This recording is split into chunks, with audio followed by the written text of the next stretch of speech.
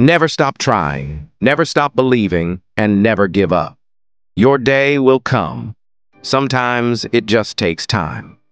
Life's greatest achievements often come after the toughest challenges. Keep pushing forward, even when the path feels uncertain. Believe in yourself, trust the process, and have faith that all your efforts are leading you to where you're meant to be. The right moment is on its way. Just stay strong, stay patient, and keep going. Hmm. Happy Tipon, pagnan, tricycle. Ang ganda may buhangin di tadaan nga makapagnan. Hindi kami data side bagbang na. Taten-ten kami tikas jay kaya doon gigi tricycle. O, di ba pagnanan. Hindi ni katanda buhangin, itanag na. Tipon.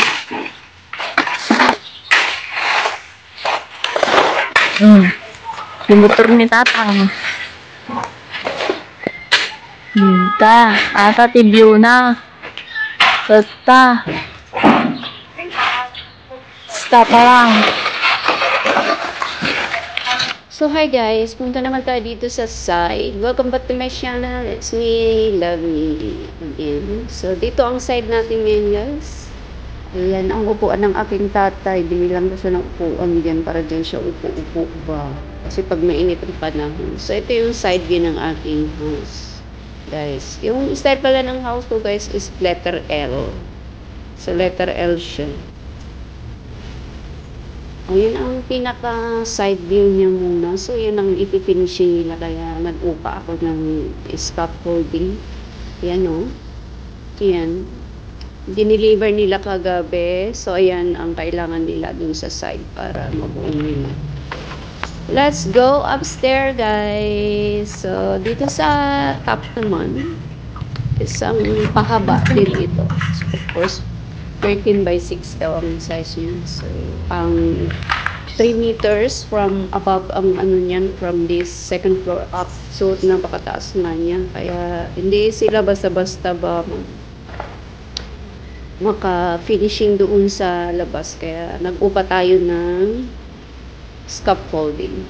So dito sa taas meron tayong dalawang kwarto, isang malaking bathroom and toilet, sama na yun. And then dito meron tayong salas at balcony, at ito ay yung wine bar. So dito yung sa labas natin guys. So ito yung pinaka balcony natin dito sa labas. And then let's go out tayo. Yan, market na si Kuya kasi nga magbibuild siya ng pagbatayan ba para hindi sila mahulog. Yung scaffolding ano lang yun. Buti na lang meron kakatan niya yung papel. So ito yung scaffolding na ano nila guys. So yan, dineliver nila daw kagabi at ang delivery fee niyan is 3,600 plus. So parang 3,700 na. Ayan. Yan ang gagamitin nila guys para maka-keep sila dun sa side. Para makabuo sila ng finishing. Maka-finishing sila dun. Kasi mahirap nga naman pagka kahoy or ano kasi madulas.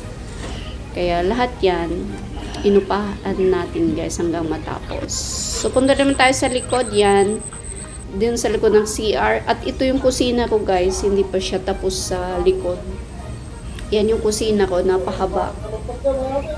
Ayan, hindi pa siya tapos ma-finishing. So, ito yung loob ng aking kusina. So, ito na siya yung loob na finishing na nila. At, heto na nga. May nag-istoryahan doon. Ay, my gosh. Thank you guys for watching. Bye.